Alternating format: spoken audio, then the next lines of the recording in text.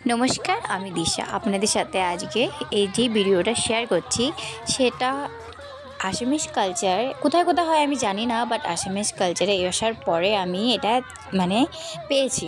এটা হলো ভগবদ্গীতা পাঠ পড়া হয় 3 দিন পর্যন্ত, মানে রাত দিন, 2 রাত 3 দিন, ঠিক আছে।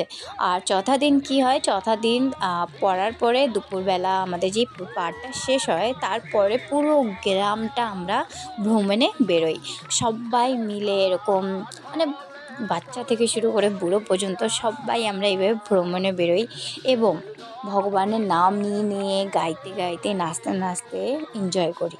আর ভগবানের নাম নিয়ে নিয়ে অনেক কিছু, মানে আমি বলে বোঝাতে পারছি না, আপনারা হয়তো যাদের যাদের ওখানে হয়েছে বা হয় কমেন্টসে জরুর জানাবেন। আর যদি ভালো লেগে থাকে তো আমাকে একটুখানি সাপোর্ট করবেন, যাতে আপনাদের সাথে আমি হামেশা পাশে থাকতে পারি। নমস্কার।